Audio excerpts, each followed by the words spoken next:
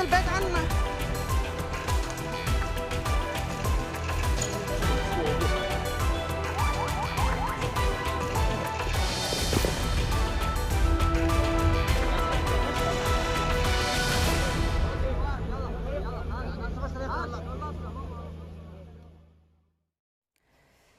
레바논 전역에서 대규모 공습을 감행한 이스라엘은 헤즈볼라 군사시설을 포함해서 1,600개 목표물을 타격했다고 밝혔습니다. 그러면서 추가 공습을 예고했지만 지상군 투입엔 아직 신중한 태도를 유지하고 있습니다. 수만 명이 피난길에 오른 레바논에서는 아비규환의 상황이 벌어지고 있습니다. 유투건 기자입니다. 이스라엘군은 새벽부터 밤까지 이어진 공습을 통해 천여 개의 목표물을 타격했다고 밝혔습니다. 구체적인 공습 지점을 밝히진 않았지만 사실상 레바논 전역에서 폭발이 목격됐습니다. 이스라엘은 헤즈볼라가 보유한 중장거리 미사일과 로켓, 드론 등이 주요 공격 대상이었다고 주장했습니다. 특히 가정집에도 무기가 숨겨져 있었다며 공습 당시 2차 폭발이 일어나는 영상과 관련 사진을 공개하기도 했습니다. 이스라엘은 이번 공습으로 지난 2006년 이후 축적된 헤즈볼라 전력의 상당 부분이 파괴됐다고 밝혔습니다. טילים מדויקים ואחרים יוצאים מכשירות. לעניין הזה יש משמעות מכרעת על יכולות חיזבאללה. 그러면서 추가 공습을 예고했지만 당장 지상전을 벌일 계획은 없다고 선을 그었습니다. 단 하루의 공습으로 2,000명이 넘는 사상자가 발생한 레바논에선 엄청난 혼란이 이어지고 있습니다. 이미 남부 국경지대의 주민 8만 명이 집을 버린 가운데 추가로 수만 명이 피난길에 올랐습니다. 레바논 정부는 서둘러 대피소를 설치하고 있습니다. عم يقتلوا المكرسح اللي بيمشي على العربية. شو متوقع عندي يعمل؟ متوقع انه والله يجيبوا له بيت. 학교 대부분은 휴교에 들어갔고 남부와 동부 지역 병원엔 부상자 치료에 대비하는 차원에서 급하지 않은 수술을 연기하라는 명령이 내려졌습니다. 지난주 무선호출기 테러 이후 부상자가 누적되면서 레바논의 주요 병원들은 포화 상태에 이르렀습니다. YTN 유토건입니다. 미국은 확전을 막기 위해 중동 지역에 병력을 추가 파견하기로 했습니다. 유엔 총회가 막을 연 뉴욕에서는 외교적인 해법을 찾기 위한 세계 각국의 움직임이 바빠졌습니다. 워싱턴에서 권중희 특파원입니다. 이스라엘의 레바논 폭격으로 긴장이 높아진 가운데 아랍의 중재자 역할을 해온 아랍에미리트 대통령이 백악관을 찾았습니다. 바이든 대통령은 중동 지역 긴장을 낮추기 위한 방안을 논의하겠다고 밝혔습니다. We also will discuss our efforts to end the war in Gaza and a number of regional issues. I've been briefed on the latest developments in Israel and Lebanon. My team is in constant contact with their counterparts. 유엔 총회 개막에 맞춰 유엔 사무국은 더 이상의 충돌을 막아야 한다며 모두 한 발씩 물러설 것을 촉구했습니다. All the parties involved in this conflict is step back from the brink. Stop the escalation. We have mechanisms through which to address these issues. 총회 참가국들도 중동 지역 전면전은 파국을 부를 거라며 위기가 정점을 찍은 지금이야말로 외교로 문제를 풀 때라고 강조했습니다. Però le crisi nascondono sempre anche un'opportunità. Del resto la parola crisi deriva dal greco krisis, che significa scelta, decisione. 이런 가운데 미국 국방부는 중동 지역에 미군 병력을 추가로 파견한다고 밝혔습니다. 추가 병력 규모와 목적 등을 구체적으로 밝히지 않았지만 중동 지역 긴장을 낮추기 위해서라는 점을 강조했습니다. 미국의 이번 추가 파병은 이란의 개입을 차단하고 전면전을 막기 위한 움직임이지만 이스라엘이 물러설 뜻을 보이지 않아 미국의 고민은 더 깊어지고 있습니다. 워싱턴에서 YTN 권중기입니다. 윤석열 대통령과 한동훈 대표를 비롯한 국민의힘 지도부가 오늘 저녁에 대통령실에서 만찬을 합니다. 의정 갈등 같은 현안이 논의될지 주목되고 있는데요. 윤 대통령과 독대가 무산되는 과정에서 한동훈 대표의 리더십을 지적하는 목소리도 확산되고 있습니다. 국회 취재기자 연결해 보겠습니다. 손효정 기자. 네, 국회입니다. 네, 한동훈 지도부와 공식 만찬 두 번째인데 분위기가 어떨까요?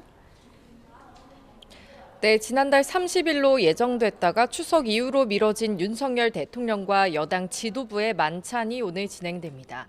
대통령실이 한동훈 대표의 독대 요청을 사실상 거절하며 별도 만남은 성사되지 않을 거란 전망이 많습니다. 오늘 자리에서 어떤 이야기가 화두에 오를지가 관심인데 특히 의정 갈등으로 인한 의료 공백 사태 해결의 실마리를 찾을 수 있을지 주목됩니다. 다만 여당 지도부와 대통령실 주요 수석이 배석해 참석자만 20명이 넘는 만큼 밀도 있는 논의가 이뤄지긴 어려울 것으로 보입니다. 앞서 한 대표가 윤 대통령과의 독대를 요청했다는 사실이 언론에 공개되는 과정을 둘러싼 파문도 계속되고 있습니다. 대통령실이 불편한 기색을 드러낸 데 이어 친윤계에서도 이번 논란의 본질은 한 대표의 리더십 문제라고 지적하고 있습니다. 대통령실과 조율할 문제를 언론에 흘리는 건 정무적으로 잘못된 판단이라는 겁니다.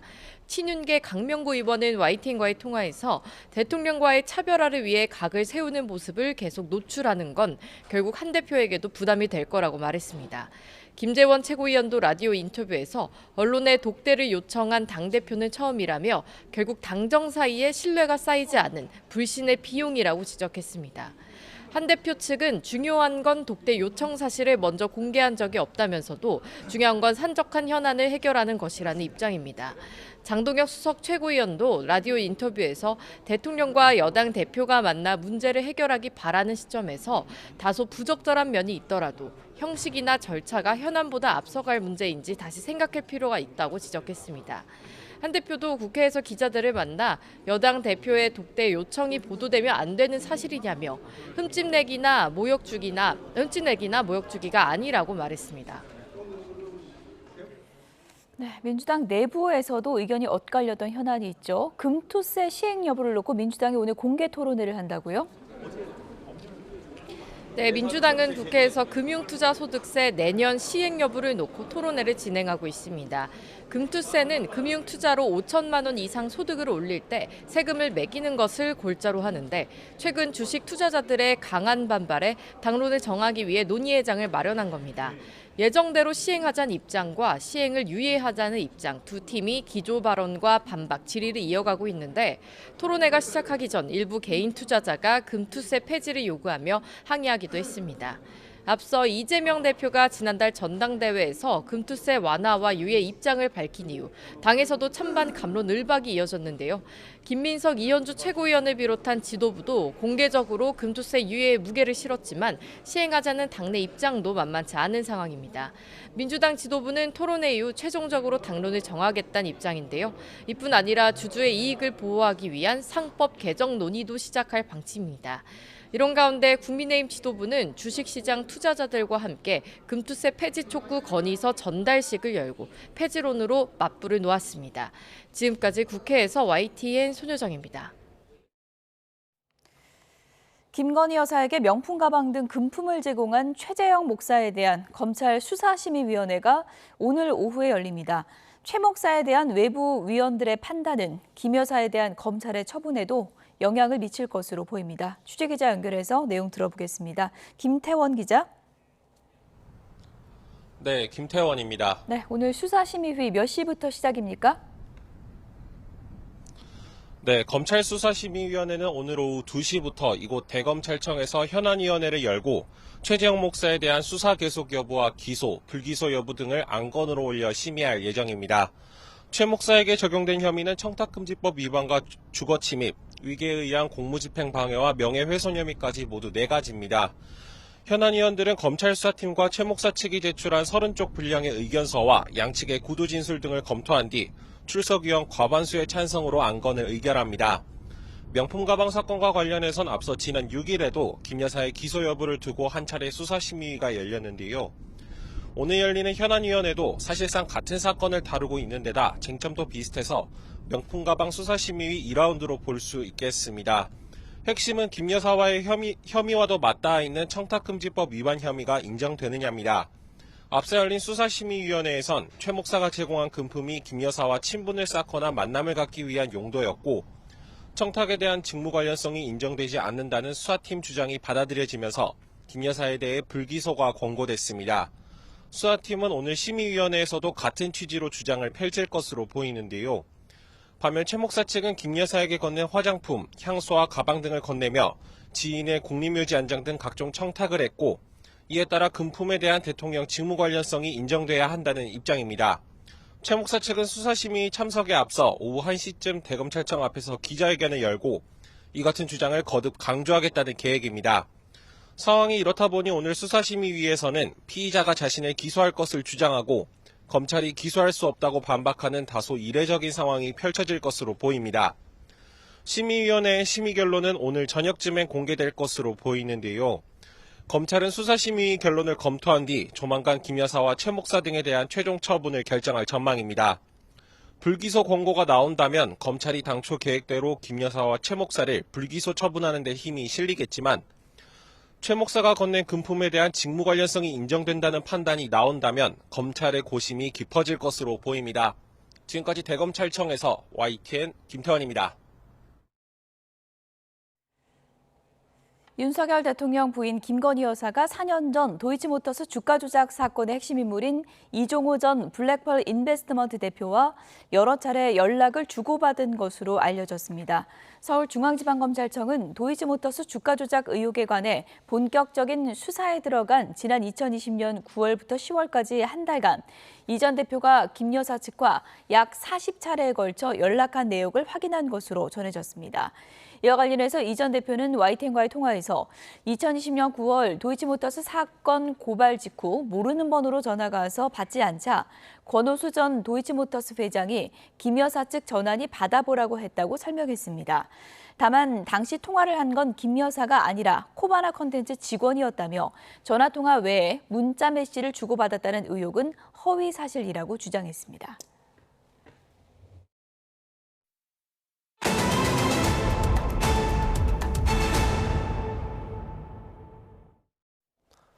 이달 초에 시작이 된 외국인 가사관리사 시범 사업에 참여하고 있는 필리핀인 2명이 잠적했습니다.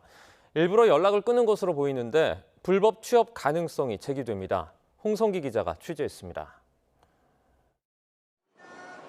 지난달 입국한 필리핀 가사관리사 100명은 국내 정착에 필요한 교육을 마치고 이달 초부터 각 가정에서 일을 시작했습니다. 그런데 시범 사업 시작 한 달도 되지 않아 2명이 연락을 끊고 잠적하는 일이 벌어졌습니다. 지난 15일 추석 연휴를 맞아 숙소를 나간 뒤 아직 돌아오지 않은 겁니다. 한 명은 아예 휴대전화를 두고 나갔고 다른 한 명은 전화기를 꺼놓아 연락조차 닿지 않는 것으로 전해졌습니다. 가사 서비스 제공기관 측은 지난 18일 이들이 복귀하지 않자 서울시와 고용노동부에 관련 내용을 통보했습니다. 서울시는 이들이 조속히 복귀하도록 필리핀 현지 가족들에 연락해 설득을 요청하고 있다고 밝혔습니다. 잠적한 필리핀 가사관리사들이 끝내 돌아오지 않으면 불법 체류자 신분으로 전환됩니다. 업계에서는 서비스 제공기관 내부 사정으로 첫 달 급여가 늦어진 점이 이들의 이탈에 영향을 준 것으로 보고 있습니다. 또 최저임금을 보장받고 있지만 다른 제조업에 취업한 외국인 노동자보다 급여가 적어 불법 취업을 선택했을 가능성도 점쳐집니다. 정부와 서울시는 필리핀 대사관에 상황을 공유하고 남은 가사관리사들이 동요하지 않도록 안내와 교육 등 협조를 요청했습니다. 이와 함께 월급제를 주급제로 바꾸는 방안 등 근무 환경 개선 방안을 적극 추진해 나가기로 했습니다.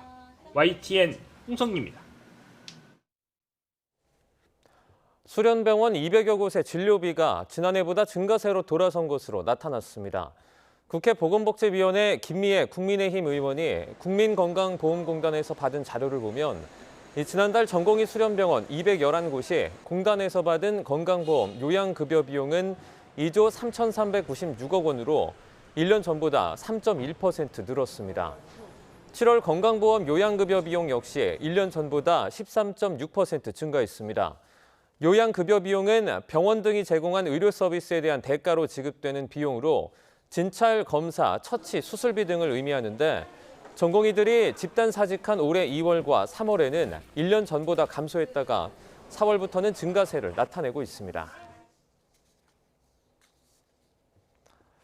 대학들이 2학기 개강을 한 지 한 달 넘게 지났지만 의대 30곳은 등록금 납부 기한을 정하지 못한 것으로 나타났습니다.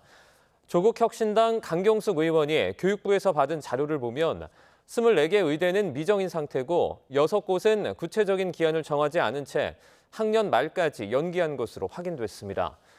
등록금 납부 기한을 확정하면 휴학 의사를 밝히고 학교에 나오지 않고 있는 의대생들이 대거 유급되기 때문에 상당수 의대가 납부 기한을 최대한 늦추고 있는 것으로 보입니다. 지난 추석 당일 부산에서 30대 여성이 경련과 의식장애 증상을 보여 119 구급대가 출동했지만 92차례 전화 문의 끝에 치료받을 병원을 못 찾아 숨진 사실이 뒤늦게 확인됐습니다. 부산소방본부는 지난 17일 새벽 2시쯤 영도구에서 이 같은 신고를 접수한 뒤 해당 환자를 중증도 1단계로 분류하고 이송할 병원을 찾았지만 10곳에서 진료 불가 통보를 받았다고 밝혔습니다.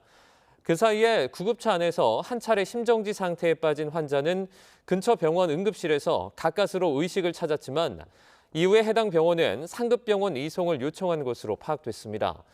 소방은 부산 외에 다른 권역 상급병원까지 수십 차례 의료기관을 물색했지만 중환자가 많거나 의료진이 부족하다는 이유 등으로 거절당했고 환자는 3차례 심정지를 더 겪은 끝에 오전 6시 20분쯤 사망 판정을 받은 것으로 전해졌습니다.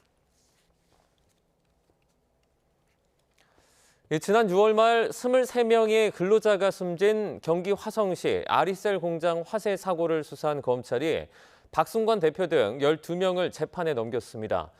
검찰은 이번 참사가 극도의 안전 불감증이 불러온 전형적인 인재로 불견 파견과 군납전지 납품 비리도 참사의 도화선 역할을 한 것으로 파악했습니다. 자세한 수사 결과 취재기자 연결해서 알아보겠습니다. 윤현숙 기자. 네, 사회부입니다. 이 화성 아리셀 공장 화재와 관련해서 검찰이 최종 수사 결과를 발표했죠. 네, 지난 6월 말 23명의 근로자가 숨진 경기 화성시 아리셀 공장 화재 사고를 수사한 검찰이 박승관 대표 등 12명을 재판에 넘겼습니다. 수원지방검찰청은 오늘 수사 결과 브리핑을 통해 박 대표를 중대재해처벌법 위반 혐의로 박중원 총괄본부장을 산업안전보건법 위반 혐의 등으로 구속 기소했다고 발표했습니다. 또 사고에 책임이 있는 회사 상무 등 관계자 6명과 4개 법인을 불구속 기소했다고 밝혔습니다. 검찰은 이번 참사가 극도의 안전 불감증이 불러온 전형적인 인재였다고 꼬집었는데요. 사고 이틀 전 이미 같은 공장에서 화재가 났고 좁은 대피로 문제 등이 반복적으로 지적되는 등 여러 사고 징후가 있었지만 위험을 그대로 방치해 이 같은 대형 참사가 빚어졌다고 설명했습니다.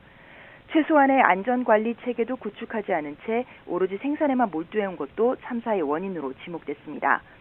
전지에 대한 기본 지식도 없는 사람을 형식적으로 안전보건관리자로 임명하고 생산 편의를 위해 허가도 없이 방화구획 벽체도 임의로 철거해 사용해온 것으로 드러났습니다. 군납전지 납품 비리도 사실로 드러났는데요. 아리셀은 기술력 부족으로 불량 전지가 제조되자 품질 검사용 전지를 별도로 만들어 시료와 바꿔치기 하는 수법으로 품질 검사를 통과해온 것으로 나타났습니다. 지난 4월 조작 사실이 들통나자 재생산을 위해 신규 근로자 53명을 투입했고 이 과정에서 비용 절감을 위해 숙련되지 않은 비숙련 외국인 노동자를 불법 파견받았는데 이들에게는 비상구 대피 같은 기본적인 안전교육도 없었다고 검찰은 설명했습니다. 또 불법 파견 적발을 우려해 파견 근로자의 산업재해를 은폐한 사실도 추가로 드러났습니다. 2022년 파견 근로자의 손가락 절단 사고가 발생했는데도 불법 파견 적발을 우려해 산재 처리 대신 합의금을 지급하는 방식으로 산재 발생 사실을 은폐한 것으로 나타났습니다. 앞서 지난 6월 24일 오전 10시 반쯤 아리셀 공장 2층에서 불이 나 23명이 숨지고 8명이 다쳐 모두 31명의 사상자가 발생했습니다. 지금까지 사회부에서 YTN 윤현숙입니다. 어제 오후 서울대병원 암센터 건물에서 불이 나 환자와 의료진 등 600여 명이 대피했습니다. 아파트 화재와 교통사고도 잇따랐습니다. 김희영 기자입니다. 아파트 창문으로 시뻘건 불길이 솟구칩니다. 검은 연기는 복도를 가득 메우고 터져나와 윗집까지 뒤덮었습니다. 아이고 저걸 어떡하냐. 서울 쌍문동에 있는 15층짜리 아파트에서 불이 난 건 어제 오후 4시 50분쯤. 13층 베란다에서 시작한 불은 거실과 안방 일부를 태우고 30분 만에 꺼졌는데 주민 7명이 스스로 대피해 다행히 다친 사람은 없었습니다. 어제 저녁 인천시 운서동에선 지하차도 입구를 지나던 승용차가 도로 분리대를 들이받았습니다. 주변 가로등이 기울 만큼 사고 충격이 컸는데 50대 남성 운전자와 함께 탄 배우자가 허리 등을 다쳐 병원으로 옮겨졌습니다. 지하차도 우측으로 빠지는 길을 1차선을 막고 거기에 장애물이 지하차도 방향으로 튀어들어와 가지고 경찰은 운전자가 술을 마신 상태는 아니었던 것으로 보고 정확한 사고 경위를 조사하고 있습니다. 이보다 앞서 서울 연건동 서울대병원에서 암센터 건물 2층 회의실에서 불이 났습니다. 병원 직원들이 소화기로 불을 꺼 다친 사람은 없었지만 건물 내부에 연기가 퍼지면서 환자와 의료진 등 600여 명이 대피했습니다. 소방은 회의실 내부 방열기 전선에서 연기가 났다는 신고 내용을 바탕으로 정확한 화재 원인을 조사하고 있습니다. 병원 측은 진료에는 차질이 없다고 밝혔습니다. 퇴근 무렵 서울 서초동 대법원 청사 잔디밭에선 북한이 날려보낸 것으로 추정되는 쓰레기 더미가 발견됐습니다. 유해 물질은 없는 것으로 확인됐지만 군과 경찰이 출동하는 소동이 벌어졌습니다. YTN 김이영입니다. 어젯밤 9시 50분쯤 경북 구미시 선산읍 중부내륙 고속도로에서 창원 방향으로 달리던 승용차가 추돌 사고로 서 있던 25톤 화물차를 들이받았습니다. 이 사고로 승용차를 몰던 40대 남성이 숨지고 40대 화물차 운전자도 다쳐 병원으로 옮겨졌습니다. 태국 파타야에서 발생한 한국인 관광객 살인 사건의 마지막 피의자가 베트남에서 붙잡혀 국내로 강제 송환됐습니다. 경찰청은 오늘 오전 납치와 살인 등의 혐의를 받는 39살 남성 A씨를 베트남 하노이에서 인천국제공항으로 강제 송환했다고 밝혔습니다. A씨는 지난 5월 3일 태국 파타야에서 공범 2명과 함께 한국인 관광객을 살해한 뒤 드럼통에 넣어서 유기한 혐의를 받는 일당 가운데 한 명입니다. 사건 직후 공범 한 명은 국내에서 나머지 한 명은 지난 7월 캄보디아에서 검거됐지만 A씨는 타인의 신분증을 도용하는 등의 수법으로 도피 행각을 벌여왔습니다. 지난달 기록적인 폭염 탓에 시금치와 배추 등 채소류 가격이 급등했습니다. 특히 배추값은 이달 들어서도 고공행진을 이어가고 있어서 정부가 중국산 배추 수입을 허용하기로 했습니다. 취재기자 연결해 보겠습니다. 유한홍 기자. 네, 유한홍입니다. 네, 중국산 배추 수입 언제까지 허용되는 건가요?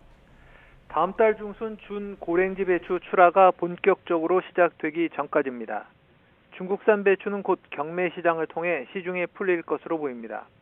폭염으로 여름 배추 작황이 좋지 않아 배추값 고공행진이 이어지고 있습니다. 더욱이 배추 주산지인 남부지방에 찾아온 폭우로 김장용 가을 배추 작황에도 빨간불이 켜진 상황입니다. 한국농수산식품유통공사에 따르면 배추 한 포기 소매 가격은 어제 기준 9,321원이었습니다. 지난해보다 50%, 평년과 비교하면 30% 가까이 올랐습니다.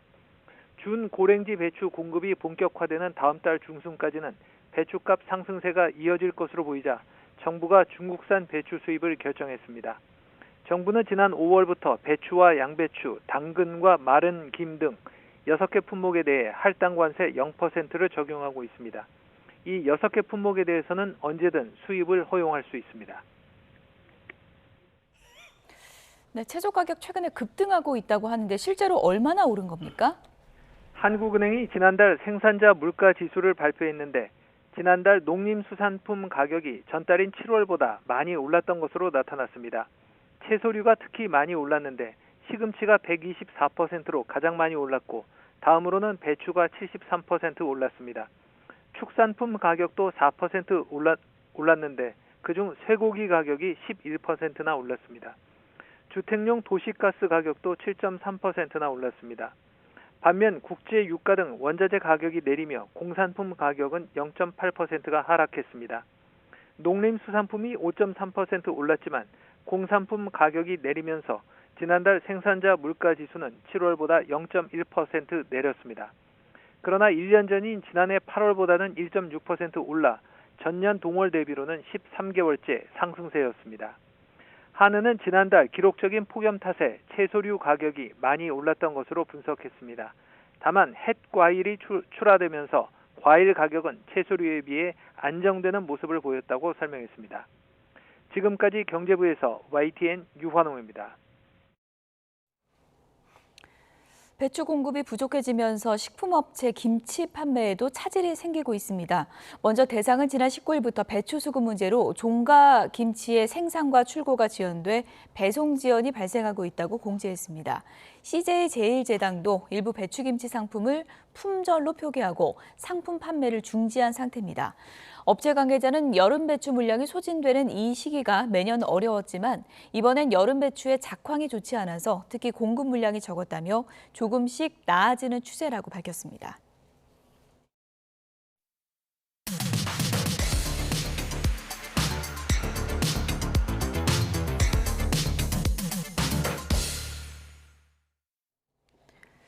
각이 살아있는 정치평론 시사정각 시작하겠습니다. 오늘은 김근식 경남대 교수 그리고 복기왕 더불어민주당 의원 두 분 오셨습니다. 어서 오세요. 안녕하세요.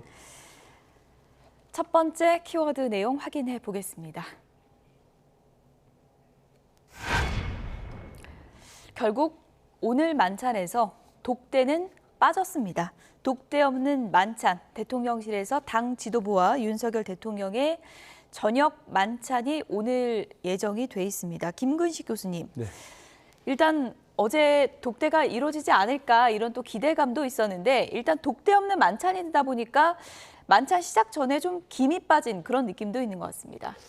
그러니까 만찬 자리의 성격이 이제 대통령실에서 이번에 새로 선출된 신임 지도부를 격려하는, 그러면서 당정 간에 이제 화합을 다지는 친목의 자리로 대통령실은 생각을 한 것 같아요. 예. 충분히 그것도 있을 수 있는 의미라고 생각을 합니다.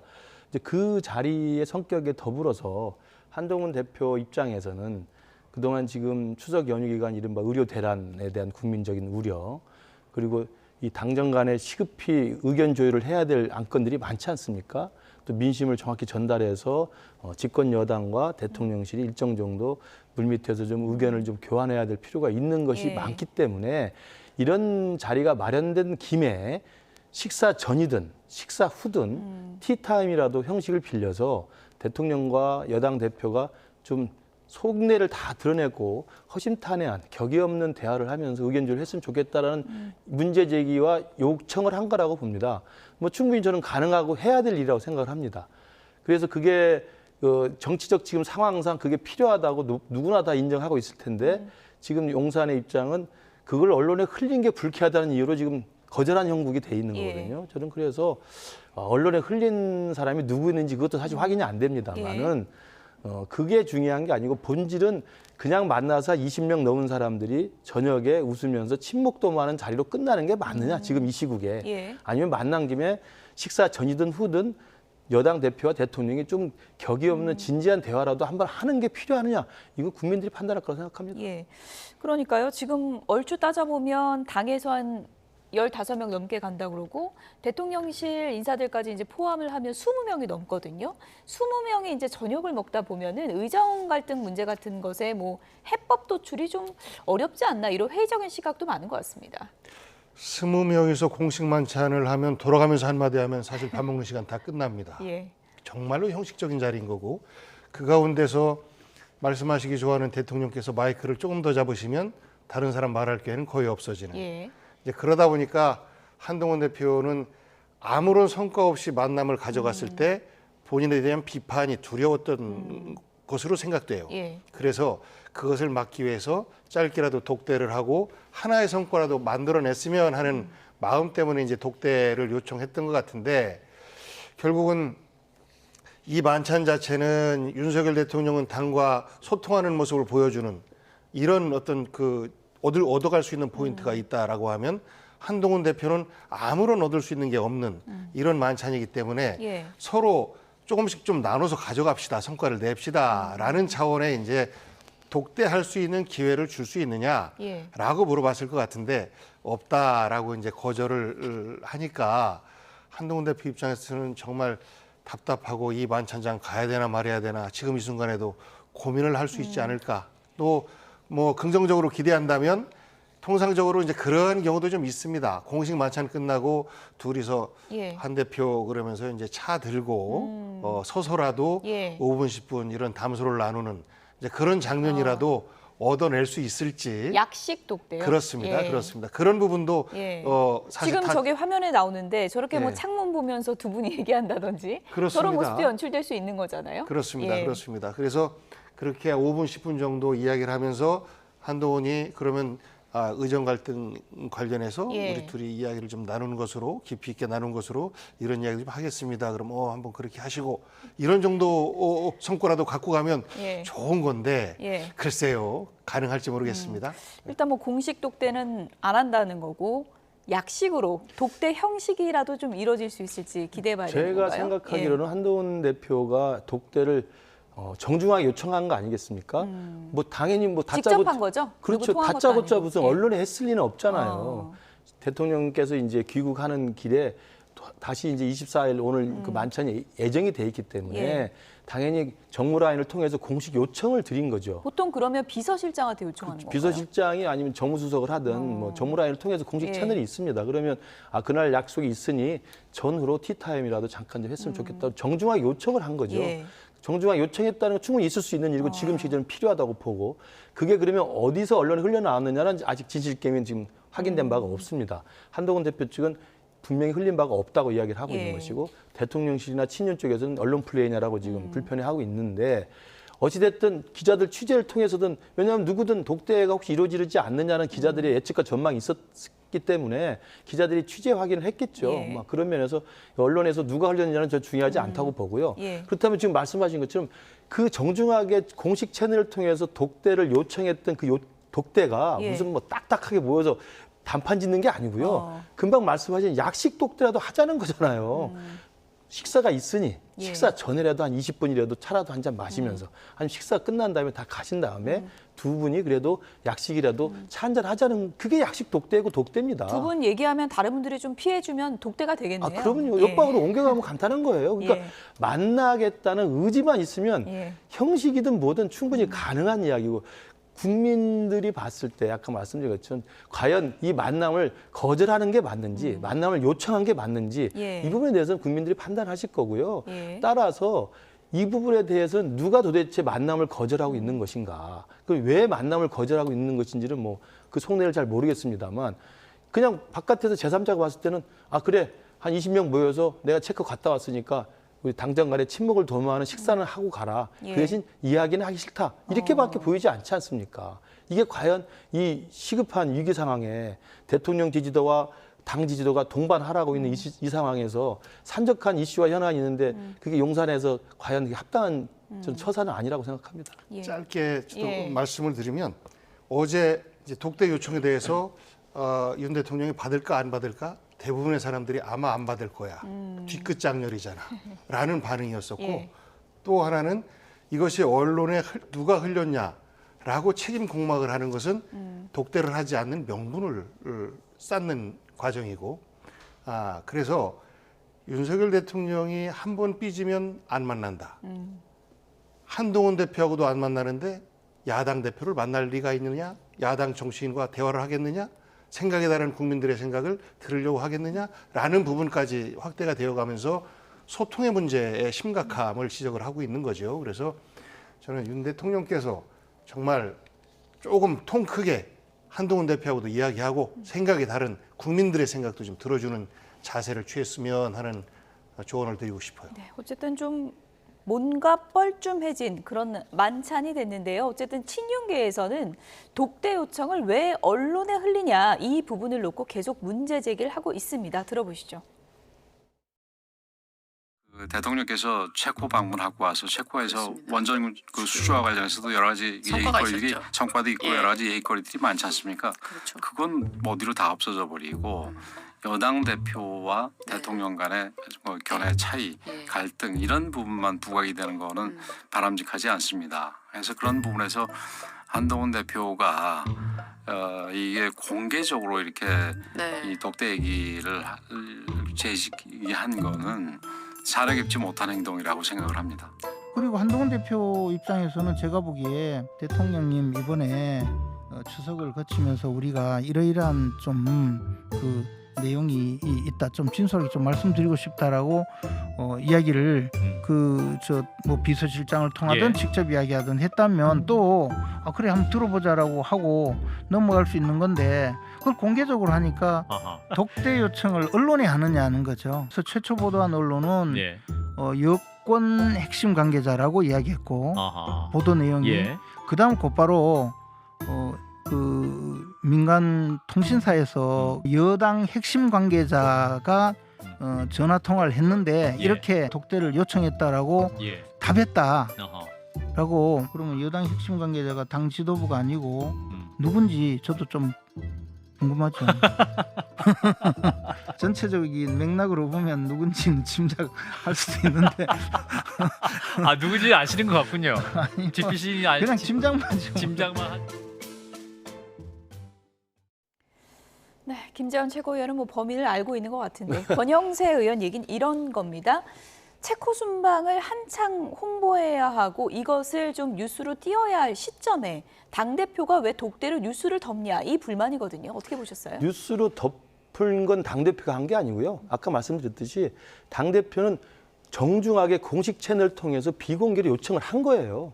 거기서 독대를 흔쾌히 받았으면 아무 문제가 없죠. 그래 잘 됐다. 나도 한번 보고 싶었고 나도 진짜 당신 지금 무슨 생각을 하고 있는지 듣고 싶었다. 그다음에 여사 문제, 최장배 특검 문제, 지금 뭐 거부권 행사할 많은 입법 문제도 있고 의정 갈등도 있기 때문에 잘 됐다. 이게 그러면 참 나도 참 원했던 바다. 만나서 진짜 티타임 한번 하자라고 했으면 이게 문제가 아무 문제가 없는 거 아니겠습니까?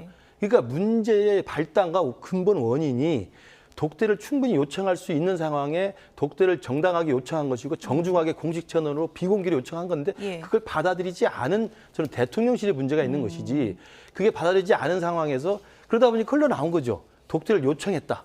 흘러나오니까 이 부분에 대해서 불쾌하다 이야기하는 것은 제가 볼 때 비본질적인 문제로 본질적인 문제를 지금 피해가는 거죠. 그러니까 꼬리로 몸통을 막 흔드는 거예요.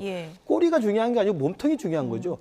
국민 여러분께 한번 물어보십시오. 이 시기에 여당 대표 한동훈과 현직 대통령 윤석열이 만나서 차라도 한잔하면서 이런저런 이야기를 하는 게 필요합니까? 필요하지 않습니까?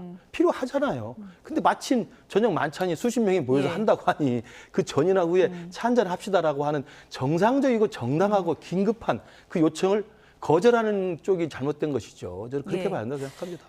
언론에 누가 흘려나는 비본질적인 그렇죠. 것이다. 이렇게 누가 공개한 게 해주셨는데. 아니고 지금 김재원 최고가 말을 잘못한 건데 한동훈 대표가 언론을 통해서 독대를 요청한 게 아니죠. 독대는 정중하게 공식 채널로 비공개적으로 한 겁니다. 근데 흘러나간 것이다. 그렇죠. 근데 이제 친윤계 쪽에서는 뭐 친한계에서 흘린 게 아니냐 이렇게 이제 의심을 하고 있고 일종의 한동훈 대표가 대선을 향한 본인의 언론 플레이를 하고 있다 이렇게 또 비판을 하는 것 같더라고요.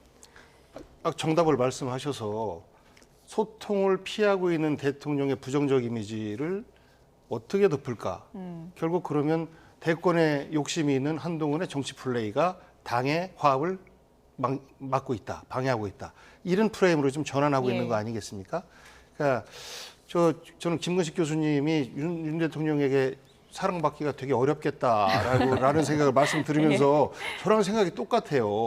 그런데 김근식 교수님처럼 국민의힘 소속이면서 그렇게 약간은 객관적으로 사고할 수 있는 분들, 그분들의 생각을 윤 대통령이 들으신다면 저는 우리나라를 이런 정도로 걱정을 안 해도 될 것 같아요. 저는 이 문제에 대해서 뭐 여러 아까 권영세 의원님이나 이런 분들 윤 대통령 엄호하려고 말씀들 하시는데 그는 사실 다 압니다.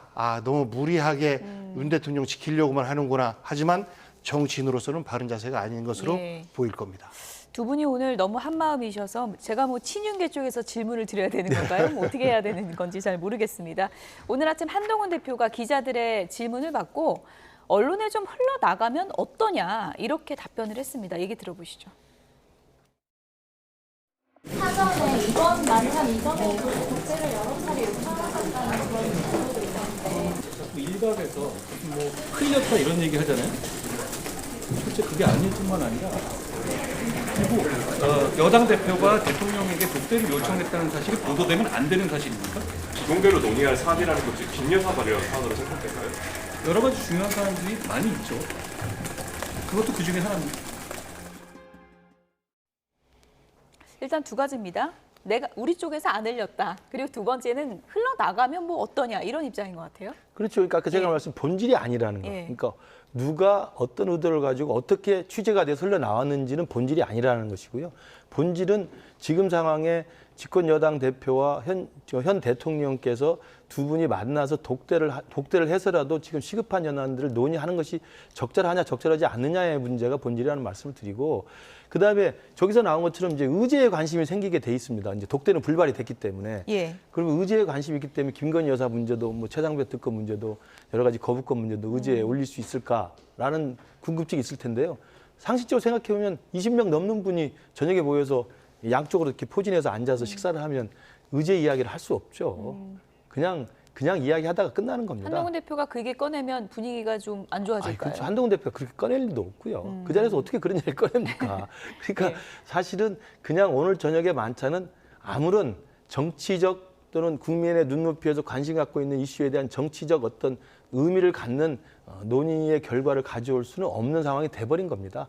물론 이제 이것도 워낙 지금 당정 간에 갈등이 있다고 하니, 유난 갈등에 대한 우려가 있고 하니 뭐 이참에 모여서 친목이라도 도모합시다. 거기에 뭐 의미를 둔다고 한다면 오케이, 뭐 그 정도는 할 수 있습니다만 지금 국민들이 그것만 바라고 있는 건 아니잖아요. 의정 갈등에 대해서 당장 여야 의정 협의체를 좀 구성하기로 해놓고 의료계를 지금 설득해서 들어와야 되는데, 그러면 대통령실 입장 변화를 지금 한동훈 대표는 간절히 요구하고 있는 건데 이 부분에 대해서 당정 간에 좀 의견 조율을 좀 해보자는 건데 그것조차 할 기회가 없으니 답답할 수밖에 없죠. 그러니까 뭐 당정이 아무리 저녁 먹는 자리라지만 상견례를 겸한 격려만 하기에는 지금 민심이 그렇게 썩 좋진 않다, 이런 지적을 해주신 건데, 한동훈 대표 답변 들어보니까 독대할 때 뭘 얘기할 거냐 중에 김건희 여사 관련도 그 중에 하나라고 했거든요. 만약에 독대가 이루어졌다면 김건희 여사 관련해서 어떤 얘기를 했을까요? 명품백이나 도이치모터스나 이런 부분에 대해서 많이 나왔기 때문에 새롭게 이슈로 등장한 것이 이제 공천 개입 아니겠습니까? 여기까지 이야기를 하면서 이 부분은 풀고 가는 게 대통령님의 부담을 줄이는 겁니다. 향후 3년 가까이 남은 앞으로의 임기를 마무리할 수 있는 유일한 길입니다라는 말까지 할 수 있지 않을까. 그러면 이제 두 분의 그 말을 윤석열 대통령이 들어준다면 두 분의 관계가 다시 회복될 가능성도 좀 있어 보이고, 그런데 윤석열 대통령이 거부를 한 것은 그런 불편한 이야기가 혹시 나올까 봐서 미리 차단한 것 아닌가 싶습니다. 마이크 들고 공식적으로 환영사하고 또 답사하고 이런 자리에서는 저런 현안들 얘기 못 하거든요. 그저 형식적으로 불러주셔서 감사합니다. 체코 오시느라 고생하셨습니다. 뭐 이렇게 하고 1시간 반, 2시간 끝나고 건배 몇 번 하면 끝나는 자리라 아무런 내용이 없는 것에 대해서 아까 말씀드렸던 것처럼 한동훈 대표는 그저 그 생색내기에 이용만 당하는 정치적으로 아무것도 얻지 못하고 오히려 잃고 나오는 이런 것들에 대한 걱정과 불안함이 좀 있었을 텐데, 좀 짧게라도 비공식적인 그 둘만의 만남을 만들어 준다면 오늘 이렇게 여러 가지 여당 내에서 걱정을 좀 하고 있는 것을 어느 정도 좀 풀어줄 수 있지 않을까. 근데 좀 너무한 것 같아요. 그러니까 전혀 비본질적인 것으로 뭐 이 프레임을 옮겨가려고 애쓰는 모습들이나 이런 것들을 보면 저 야당 입장에서 볼 때는 정말 유치하다라는 생각입니다. 그러니까 일각에서는 뭐 친윤 쪽에서나 이쪽 일각에서 좀 섭섭함을 좀 드러내는 쪽에서는 이렇게 신뢰관계가 있으면 언론을 통해서 이렇게 문제 제기하지 말고 직접 전화를 하거나 직접 연락을 해서 하면 되지 않느냐. 그러니까요. 전화번호가 있을 텐데. 이렇게 하잖아요. 그럼 제가 반문을 할 수밖에 없어요. 한동훈 대표와 윤석열 대통령은 정말 오랜 직이 아닙니까? 수십 년 같이 일했던 정말 한솥밥을 먹었던 정말 절친한 사람들이죠. 그래서 법무장관으로 젊은 분이지만 임명을 했고 당의 비대위원장으로 대통령이 추천을 한 거 아니겠어요? 그런데 보십시오. 비대위원장 시절에 명품백 이야기가 나왔을 때 김건희 여사의 국민 눈높이 발언을 했다는 이유만으로 그다음 그 신뢰가 그렇게 많다는 분이 대통령께서 전화로 한 대표 이게 무슨 이야기야? 이게 무슨 이야기야? 오해한 거 아니야? 전화로 안 하고 어떻게 했습니까? 이관섭 비서실장을 보내서 사퇴하라고 요구를 했어요. 그게 신뢰 있는 관계에서 할 일입니까? 아니 지금 역으로 묻고 싶은 거예요. 아니 한동훈 대표가 만나고 싶으면 전화를 해서 신뢰가 있으니까 말씀드리면 되지 않겠느냐라고 이야기하는데 그런 걸 먼저 안 하신 분이 대통령입니다.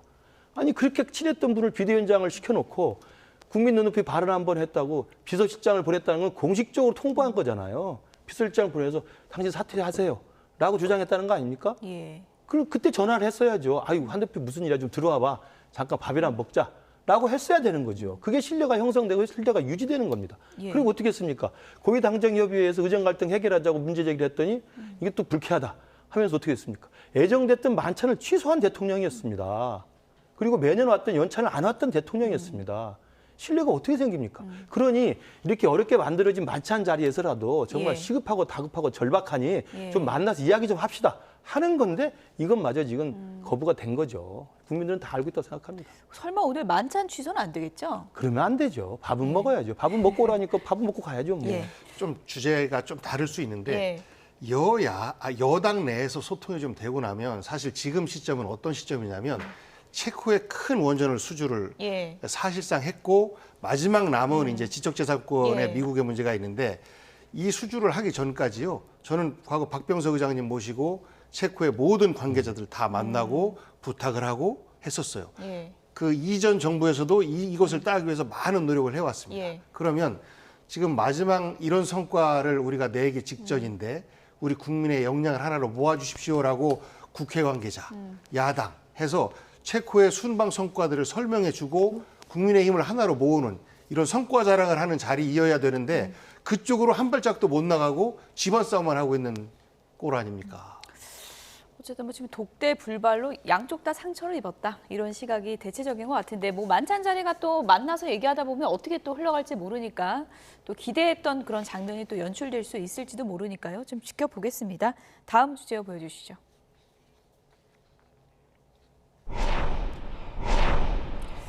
네, 10월 재보선 영광 대혈투를 앞두고 더불어민주당과 조국혁신당 간의 신경전이 과열되고 있습니다. 김민석 최고위원이 상한물이다 이렇게 얘기를 하니까 조국혁신당 발끈했습니다. 우리가 무슨 5분 대기조냐 이렇게 발끈한 것인데요. 그래픽 좀 보여주시죠. 김민석 더불어민주당 최고위원 조국혁신당을 향해서 고인물을 넘어서 이제는 상하기 시작했다 이렇게 직격을 했고요. 그러자 조국혁신당은 민주당의 5분 대기조가 아니다 이렇게 반박을 했습니다. 얼마 전 김건희 특검법, 최혜병 특검법 표결하는 날 조국혁신당이 일부 불참한 것을 놓고 저렇게 또 신경전이 벌어졌네요. 예, 정청래 의원이 조국 대표는 안 왔어? 뭐 이런 큰 소리로 얘기해서 저희가 빵 터지면서 예. 근데 그게 정치적 노림수가 있었던 것이죠. 예. 정치에 선거에 관심이 있고 정작 있어야 될 본회의장에는 잘 안 보인다라는 것을 이제 우회적으로 비판을 한 건데 예. 선거 때는 과한 표현들이 나오기 마련입니다. 작은 부분도 큰 흠으로 만들어내고 작은 성과도 큰 성과로 포장을 하는데 그럼에도 불구하고 지금 저렇게 뭐 상한물이다라고 상대방을 공격한다든지 이것에 대해서 뭐 5분 대기조가 아니다라고 반발을 한다든지 하는 모습들은 호남 내에서 민주당과 조국혁신당 모두에게 저는 도움이 되지 않을 것이라고 봐요. 예. 그래서 김민석 최고위원께서 이제 수석 최고위원의 역할을 하면서 스스로 일종의 총알바지 역할을 예. 하고 계신 것인데 예. 조금은 좀 순화된 말로 그리고 조국 대표의 말처럼 서로 감정선은 건드리지 않는 방법으로 건전한 경쟁을 했으면 좋겠어요. 그래서 저는 정말 우리 선거사상 어찌 보면 처음으로 제대로 된 정책 경쟁을 통해서 그 경쟁을 하는 이런 선거 사례가 이번 재보궐선거가 됐으면 하는 바람을 개인적으로 좀 갖고 있습니다. 예. 왜 이렇게 뭐 혈투란 얘기까지 나올까? 이재명 대표가 바쁜 일정 중에 왜 영광까지 달려갔을까? 여론조사 결과를 보면 알 수가 있습니다. 네, 전남 영광 군수, 전남 곡성 군수. 지금 뭐 여론조사 결과니까 뭐 실제 선거 결과랑은 또 차이가 있을 수 있는데 전남 영광 군수를 보면 뭐 거의 붙어 있네요. 조국혁신당이 저것은 좀 높게 나오고요. 실제로 이제 지난 총선에 뭐 지역구는 민주당, 뭐 비례는 조국혁신당에서 예. 그렇게 투표 형태가 이제 일부 야권에서는 있었는데요. 그때 총선에서도 비례대표에 대한 득표를 보면 정당 득표율? 네, 정당 예. 득표를 보면 조국혁신당이 호남에서 높았습니다. 그래서 아마 그걸 이제 믿고 조국혁신당에서 조국 당대표를 필두로 해서 지금 열심히 하고 있는 것 같은데 저는 저걸 보면서 아까 말씀하신 것처럼 뭐 선의의 경쟁 뭐 좋습니다. 그러나 이제 전조를 보면 기시감이 약간 드는 게 2015년에도 당시 문재인 당대표가 민주당에 계셨을 때입니다. 문재인 대표 시절에 호남의 민심이 흉흉했었어요. 그때 호남 민심이 흉흉했고 그 호남에서 문재인 대표에 대한 비토론이 상당히 있었을 때 결국은 그 민주당의 문재인 대표 체제에 대한 혁신을 요구하다가 안철수 의원이 탈당하면서 국민의당을 만들고 나오고 2016년에 있었던 총선에서 호남을 석권합니다. 그렇죠. 이제 그게 사실은 이제 문재인 대표에 대한 호남 사실은 민심이 이반됐던 전조였거든요. 저는 지금이 그렇게까지 갈지는 모르겠습니다만 아마 조국당에서 볼 때는 지금 호남 민심이 이재명 대표에 대해서 그렇게 호의적이지는 않다. 그렇기 때문에 이번 영광구도 선거를 통해서 좀 파열음을 내보자라는 것에 대한 저는 정치적 기대를 가지고 올인을 하고 있는 것 같고요. 이게 간단치 않은 게 뭐 조그만 보궐선거, 조그만 재선거입니다만은 우리 당이 김기현 대표가 무너지게 된 게 사실은 강서구청장 보궐선거에 져서 무너졌습니다. 그리고 이재명 대표도 사활을 걸고 할 수밖에 없어요. 저는 그 결과가 굉장히 정치적 파장이 있을 거라고 보고 결국 이게 길게 가보면 친명계와 친문계 싸움에 저는 전초전이 될 수 있다고 봐요. 결국은 이재명 대표를 중심으로 한 민주당의 친명 일극화 체제가 지금 나와 있는 뭐 이낙연 총리나 뭐 정세균 전 총리나 김부겸 전 총리나 또 일종의 조국혁신당에 모여 있는 친문 성향의 사람들이 있기 때문에 이분들 사이에 일정 정도의 그동안은 숨겨왔던 것들이 수면 위로 올라와지는 계기가 혹시 되지 않을까. 뭐 제가 지나치게 확대 해서인지 모르겠습니다만 그런 기시감이 약간 든다는 말씀드립니다. 어제는 영광으로 달려가는 이재명 대표 얘기를 저희가 좀 들려드렸는데요. 오늘은 조국혁신당 얘기를 좀 들어보도록 하겠습니다. 조국혁신당은 우리가 촉망받는 벤처기업이다. 이렇게 비유를 하고 있습니다. 들어보시죠. 그 과거에는 뭐 이런 재보궐선거였으면은 누가 공천받을까 여기에만 좀 관심 갖고 누가 누구한테 잘 보여서 어떻게 공천받았지 이 정도만 얘기가 돌다가 그 선거 결과는 뻔한 선거가 돼서 그런 선거여서 아무도 관심을 갖지 않았는데 이번에는 뭐랄까요 그 대기업이 독점하고 있던 시장에 아주 유망 벤처기업이 들어가지고 대기업이 바짝 긴장하고 있는 상황 뭐 이런 상황이 된 겁니다. 지난 4월 총선의 정당 득표율로는 호남 지역에서 조국혁신당이 더불어민주당을 앞섰다. 그때 상황이 지금 재현될 수도 있다는 말씀이신가요? 네, 충분히 그럴 수 있죠. 그때 유권자들은 분명히 고민을 하면서 선택했을 거거든요. 민주당, 이 더불어민주연합은 이제 민주당과 동일시되는 것이고, 그럼 민주당을 선택할 것인가, 조국혁신당을 선택할 것인가 고민을 하면서 조국혁신당을 선택했던 것이죠. 네, 4월 총선 어게인 그 현상이 그대로 나타날 것이다. 이렇게 또 예측을 하고 있는데 어떻게 들으셨어요? 그런 바람을 조국혁신당 입장에서는 가질 수밖에 없는데, 근데 재보궐선거는요 투표율이 현저히 낮습니다. 그러면 결국은 조직을 누가 더 많이 갖고 있느냐가 굉장히 큰 영향을 미칩니다. 그렇군요. 그런 면에서 보면 현재 그 이번 여론조사에서 나온 영광군수의 결과 이런 부분들도 여론조사와는 굉장히 많은 차이가 날 수 있겠다. 왜냐하면 이제 시도, 그러니까 광역의원, 기초의원들이 모두가 다 민주당 소속이고 사실 이분들이 가장 많은 동원력을 갖고 있는 분들이기 때문에 이번 선거 결과에 이분들의 영향력이 가장 클 수밖에 없는. 그래서 여론조사하고는 상당히 좀 다를 수밖에 없는데 황운하 의원께서 말씀하신 것처럼 저는 조국혁신당이 정말 제대로 된 전망 있는 벤처기업, 정치 벤처기업으로서 잘 성장을 해줬으면 좋겠어요. 근데 이것이 민주당의 영역을 뺏어먹는 결국은 전체로 볼 때 진보 진영에서 볼 때 제로섬이 되는 이런 것이 아니고 새로운 영역에서의 대안이 되었으면 그런 방식으로 선거 캠페인도 진행해 나갔으면 하는 좀 바람을 가져봅니다. 고 의원님이 늘 객관적인 평론을 해주시는데 결론은 대기업인 민주당이 이긴다 뭐 이렇게 보시는 건가요? 그럴 가능성이 현실적으로는 매우 높습니다. 만약에 그런 결과가 나오지 않는다라고 하면 벤처기업은 대박치는 것이고 대기업인 민주당에서는 정말 심각한 자기 반성과 아까 이재명 대표께서 말씀하신 것처럼 어떤 문제가 있는지에 대해서 심각하게 돌아봐야 되는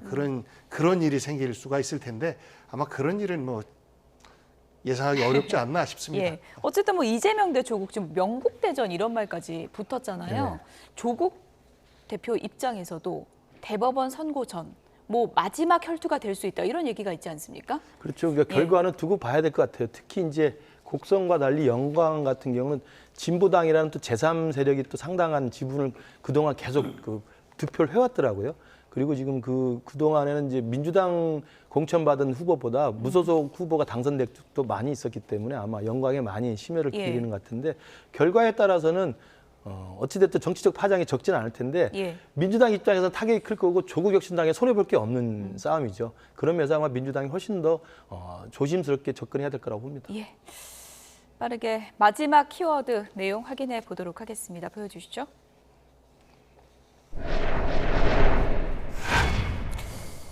임종석 전 비서실장이 얘기한 통일 필요 없다. 이 얘기에 대해서 윤석열 대통령이 오늘 국무회의에서 정면으로 반박했습니다. 두 국가론 이해 불가다. 이렇게 반박을 했는데요. 얘기 함께 들어보시죠. 통일하지 맙시다. 그냥 따로 함께 살면서 서로 존중하고 서로 돕고 같이 행복하면 좋지 않을까요? 통일을 꼭 해야 한다는 강박관념을 내려놓읍시다.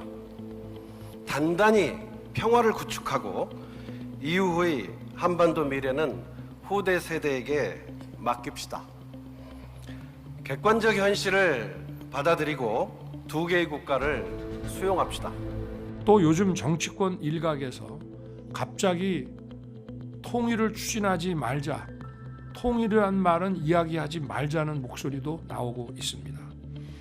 평생을 통일운동에 매진하면서 통일이 인생의 목표인 것처럼 이야기하던 많은 사람들이 북한이 두 국가론을 주장하자 갑자기 자신들의 주장을 급선회했는데 도무지 이해할 수가 없습니다.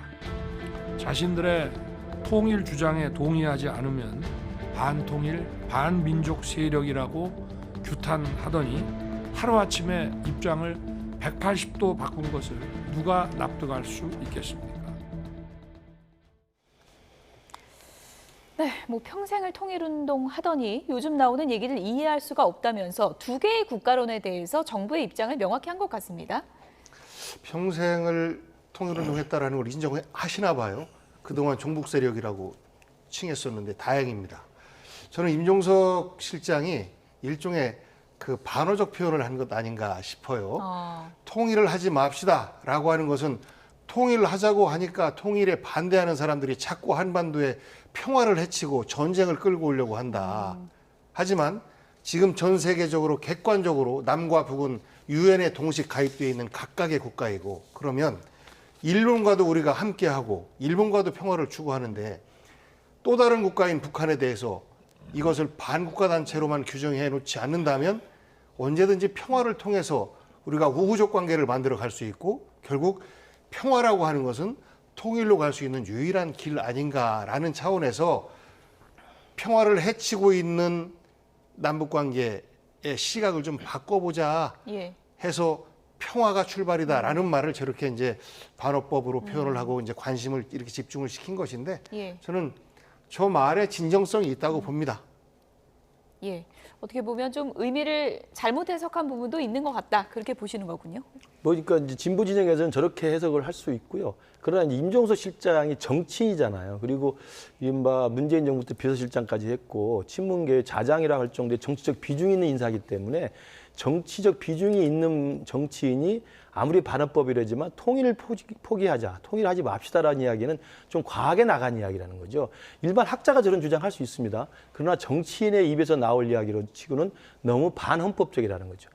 헌법의 전문에도 나와 있고 헌법의 3조 사망 사항에도 다 이게 대한민국은 통일을 추진하게 되어 있는 게 역사에서 사명이 되어 있습니다. 근데 그걸 포기하자고 하니까 지금 놀랄 수밖에 없는 거고요. 아, 그것도 바꾸자고 얘기했어요. 그러니까요. 그러니까 저는 정치인으로서 할 이야기는 좀 과한 이야기라는 말씀을 드리고 그리고 이게 이제 김정은의 적대적 두 국가론이 나오자마자 발맞추듯이 이야기를 하니까 오해를 살 만한 충분한 저는 여지가 있었다고 생각하고 예. 만약에 김정은이 말하는 적대적 두 국가론이니까 모든 걸 관계를 끊고 살자라는 이야기에는 우리가 대북 정책에 대해서는 북한이 근본적으로 변화한 대남 전략에 우리가 적극적으로 대응하는 의미에서 통일 포기가 아니라 저는 어떤 주장을 하냐면 그렇기 때문에 이제는 북한은 민족도 포기하고 통일도 포기했기 때문에 문재인 정부 때 열심히 했던 화해협력 만능론 우리가 손을 내밀고 대화하고 협상하면 북한이 잡을 것이다 라고 하는 게 착각이라는 걸 깨달아야 되는 겁니다. 이제 김정은은 그걸 정리해버렸기 때문에 그래서 임종석 실장이 지금 할 이야기는 적대적 두 국가론에 김정은의 장단에 발을 맞출 게 아니라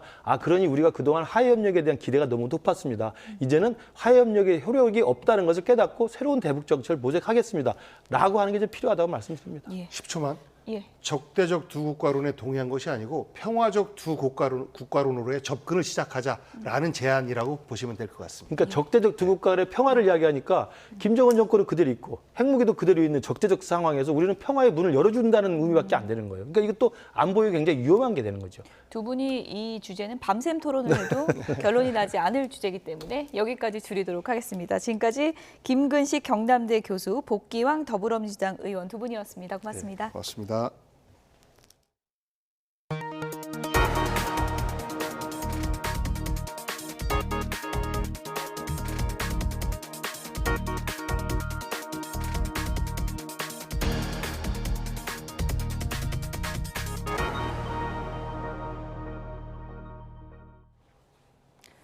네, 미국 대선 이제 40여일 앞두고 있는데요. 해리스 부통령의 상승세로 주춤했던 트럼프 전 대통령이 남부 선벨트에서 다시 지지율을 끌어올리고 있습니다.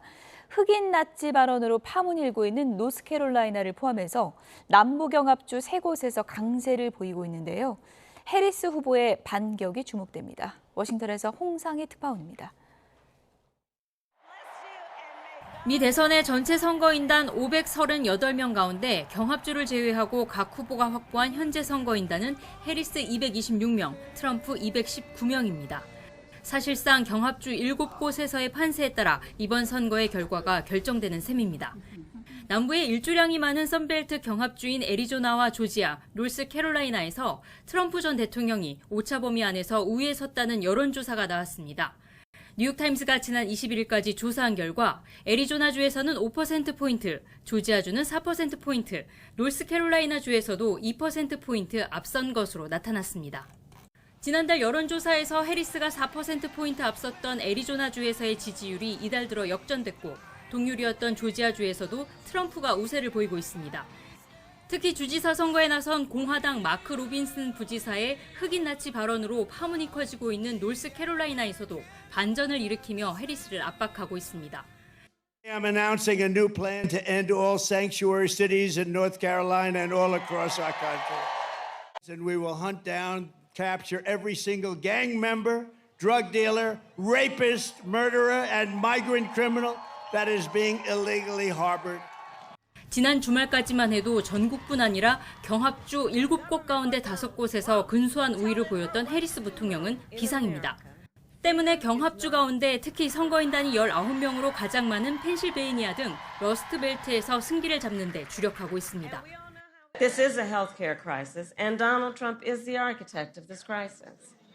He brags about overturning Roe v. Wade. In his own words, quote, I did it and I'm proud to have done it, he says. 선벨트 경합주에서 트럼프 전 대통령이 다시 앞서기 시작하면서 TV 토론 효과가 꺾인 게 아니냐는 분석도 나오고 있습니다. 경합주에서 두 후보의 지지율이 엎치락 뒤치락 뒤집히면서 결과는 선거 당일까지 예측하기 힘든 상황입니다. 2차 TV 토론 성사 가능성이 희박해진 가운데 경합주와 부동층의 표심을 잡기 위한 두 후보의 경쟁은 선거 막판까지 더 치열해질 전망입니다. 워싱턴에서 YTN 홍상입니다.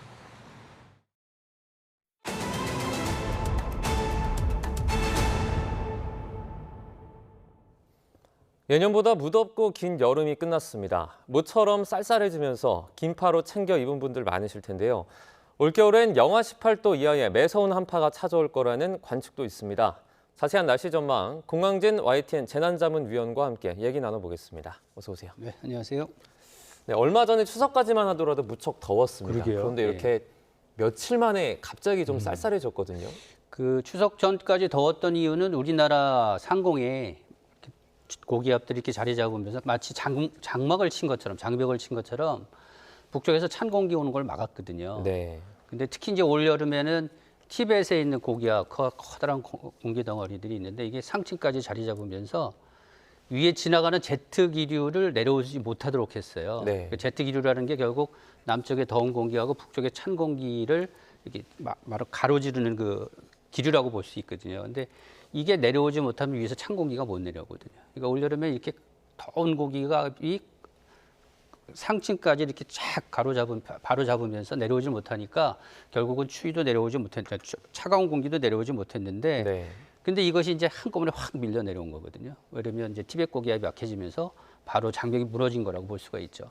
근데 그동안에 워낙 열이 많이 쌓여 있었기 때문에 이 열이 한꺼번에 해소되는 과정에서 전국에 물난리가 난 거죠. 지금 그래서 날이 쌀쌀해지면서 가을이 왔구나 싶었는데 따지고 보면 기상학적으로 가을도 아니라면서요. 이제 기상학적 가을을 논할 때는 평균 기온을 갖고 얘기하는데 평균 기온이 20도 이하로 내려가서 계속 유지가 돼야 이제 가을이라고 얘기를 하거든요. 네. 근데 이렇게 따져보면 그 시기가 보통 이제 10월 초나 초쯤 돼야지 그 시기가 와요. 근데 이제 가을은 11월에는 또 금방 겨울 날씨가 또 찾아오잖아요. 10월은 특히 10월의 경우에는 굉장히 날씨 진폭이 큽니다. 그러니까 서울 같은 경우에는 서울에 가장 그 10월에 많이 떨어졌던 기온은 영하 5.1도. 네. 낮 기온이 가장 올라갔던 데는 30.1도거든요. 그러니까 서울에서 10월 한 달에 경험할 수 있는 온도가 35도 차이가 난다 이렇게 볼 수가 있으니까 아주 심한 날씨 변화가 있는 시기이기 때문에 올 10월도 아마 그럴 것 같고요. 근데 11월이 이제 겨울이 뭐 11월 중순 이후에 온다면 사실 기상학적 가을을 따져보면 한 달 조금 넘는 거거든요. 네. 그러니까 이렇게 여름이 길어지고 가을이 짧아지는 현상은 앞으로도 이어질 것으로 보입니다.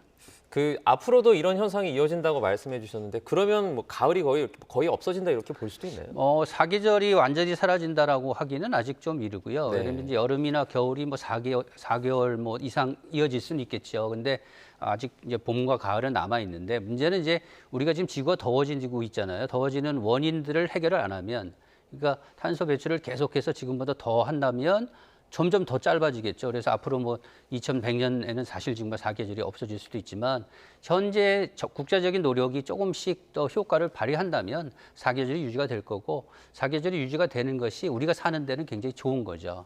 저희가 이제 설악산 그 서리가 맺힌 영상도 좀 준비가 되어 네, 있습니다. 네. 이 부분 좀 보고 가도록 하겠습니다.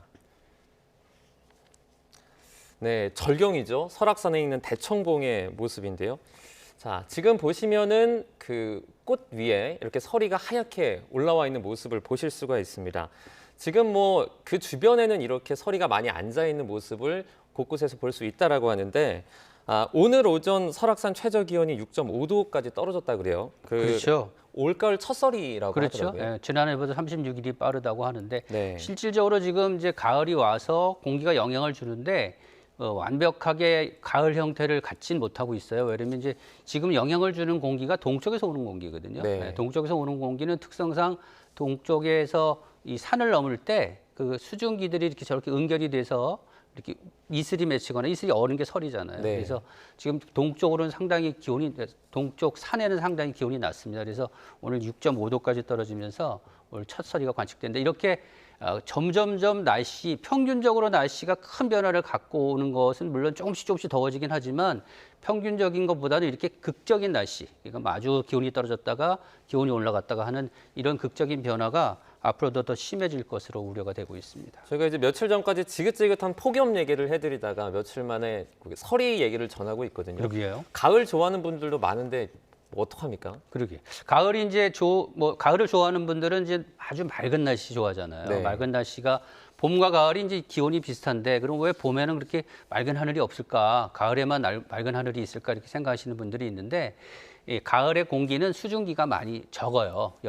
봄 공기보다. 그래서 수증기가 많이 있으면 빛이 이렇게 산란되면서 좀 뿌얘지거든요. 네. 그러니까 봄에는 좀 뿌얘지는 것이 점점 날씨가 따뜻해지면서 공기가 좀 이렇게 뿌연 먼지 같은 것도 많이 떠오르고 하기 때문에 봄은 그런 거고 가을은 이제 상체에서 찬 공기가 이렇게 밀려 내려오기 때문에 특히 하늘이 높죠. 높은 게 이제 상층에 공기가 아주 별로 없기 때문에 그래서 가을을 보시면서 가을 하늘을 보면서 야, 오늘 이제 가을이 왔구나. 오늘 어제 아마 가을 하늘을 보신 분들은 정말 가을이 왔다고 느끼실 건데 이런 가을이 계속 유지가 되려면 조금 전에 말씀드렸듯이 전 지구적인 어떤 지구온난화에 대한 대책이 좀 실효를 거둘 수 있어야 될 것 같습니다.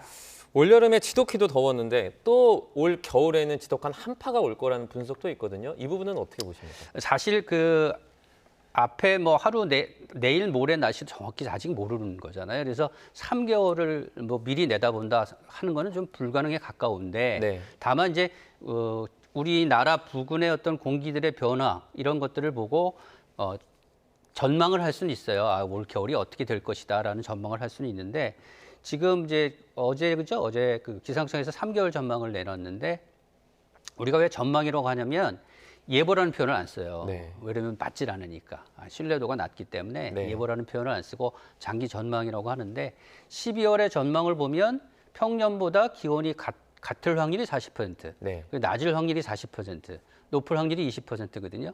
그러니까 같거나 낮을 확률이 80%니까 12월은 좀 기온이 떨어질 것이다, 추울 것이다라고 예상을 할 수가 있는데 이렇게 되면 올겨울은 초겨울부터 추운 거 아니야? 뭐 이름이 정말 올겨울 뭐 너무 추운 거 아니야? 이렇게 생각하실 수도 있어요. 근데 다만 제가 이제 지난 10년 기록을 좀 봤더니 그 겨울에 최저 기온이 기록된 달이 10년 중에서 4번이나 됐어요. 4번이요. 그러니까 12월에 가장 낮은 기온을 기록한 겨울이 지난 10년 동안에 4번이 됐다는 거죠. 그러니까 올겨울 12월이 평년보다 춥다고 해서 올겨울 전체가 추운 건 아니죠. 다만 이제 겨울 추위를 우리가 어떻게 경험하느냐 아니면 기억하느냐를 보면 추위가 왔을 때 얼마나 추운가도 중요하지만 이 추위가 오래 이어지느냐가 중요한 거거든요. 그래서 올해는 아마 12월 지금 현재 나온 전망만 보면 올 초겨울은 좀 추울 것 같습니다.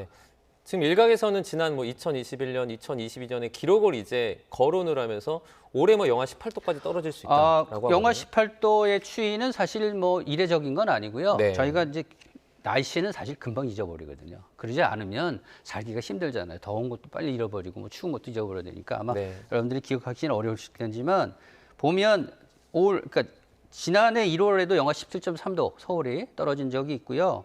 그다음에 2021년에도 영하 18.6도까지 떨어진 적이 있습니다. 그러니까 영하 18도 안팎의 추위를 보인 해가 역시 지난 10년 동안 4번 정도 되거든요. 근데 이제 우리가 추위를 기록하는 건 조금 전에도 말씀드렸듯이 추위가 계속 이어지느냐거든요. 그러니까 예를 들면 영하 10도 이하의 추위가 막 보름 이상 이어지면 그렇게 되면 아주 춥다고 느끼겠죠. 그래서 사실 지난해에도 올 1월이 굉장히 추울 것이라는 전망을 했었어요. 근데 빗나갔죠. 그래서 지금 현재로서는 올 겨울이 얼마나 추울지에 대한 전망은 좀 이르고요. 다만 조금 전에도 얘기드렸듯이 초겨울은 좀 추울 것 같다. 그렇게 말씀드릴 수 있습니다.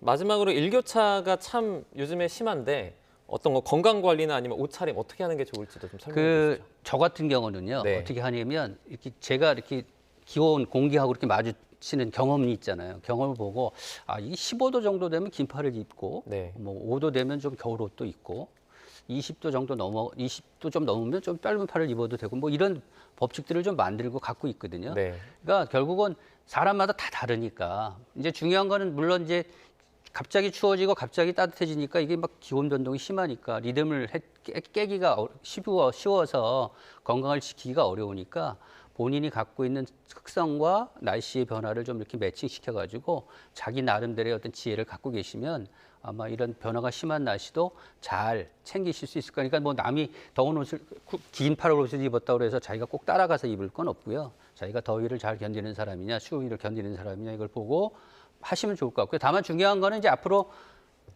일교차 커지니까 조금 뭐 가벼운 겉옷 같은 건 준비하시는 게 좋을 것 같습니다. 뭐 맞춤형 준비를 해서 얇은 겉옷 정도 준비하시면. 그리고 이제 요즘에 어플이 많으니까 항상 최신 정보를 보시고 기온이 어떻게 변화될 것이다 보시고 적응하면 이제 지구가 더워지는데 할 수 있는 방법은 적응이에요. 적응할 수 있는. 요즘 왜 과일 주산지도 막 북쪽으로 올라오고 열대 과일도 나오지 않습니까? 이게 다 이제 어떻게 보면 적응인데 적응 과정이니까 우리도 지구가 더워지는 걸 막을 수는 없으니까 점차 적응해 나가는 과정을 좀 가져야 될 것으로 보입니다. 알겠습니다. 여기까지 듣도록 하겠습니다. 지금까지 공황진 YTN 재난자문위원과 날씨 전망 살펴봤습니다. 고맙습니다.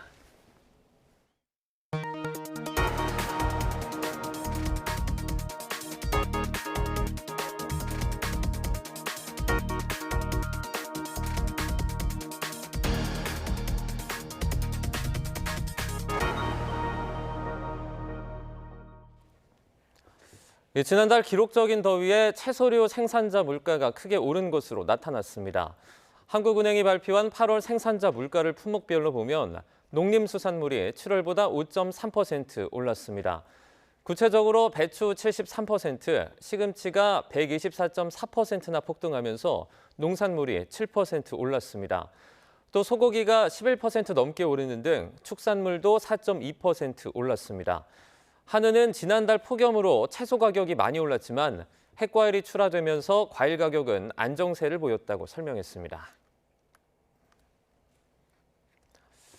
아파트 값에 영향을 주는 요소는 많지만 조망권 프리미엄 변수가 갈수록 커지는 모습입니다.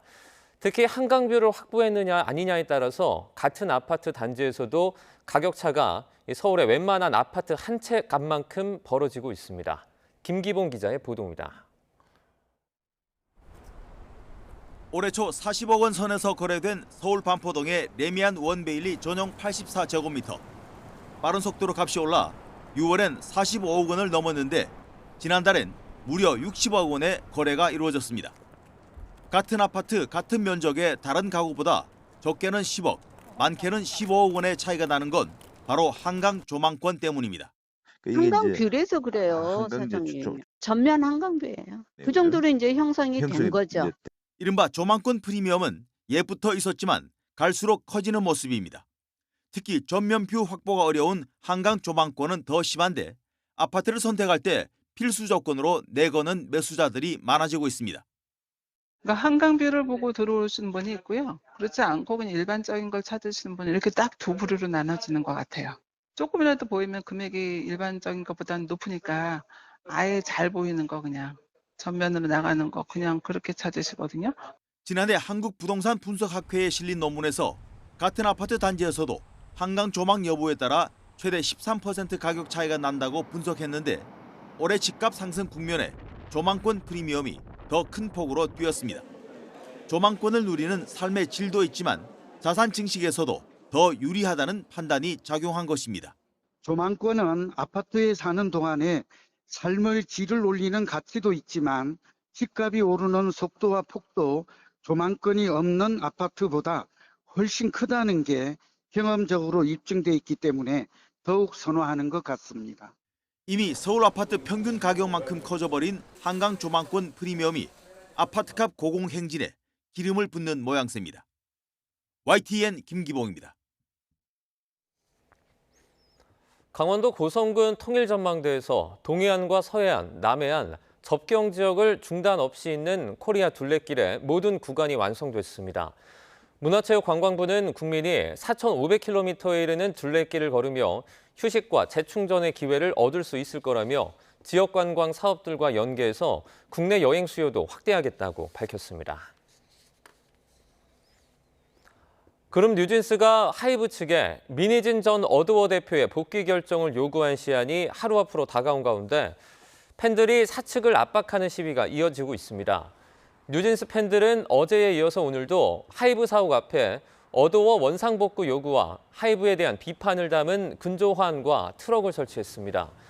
앞서 팬들은 성명문을 통해서 하이브에 뉴진스의 성과와 작업물을 존중하고 지속 불가능한 경영을 멈출 것을 요구하며 내일까지 시위를 진행하겠다고 밝혔습니다.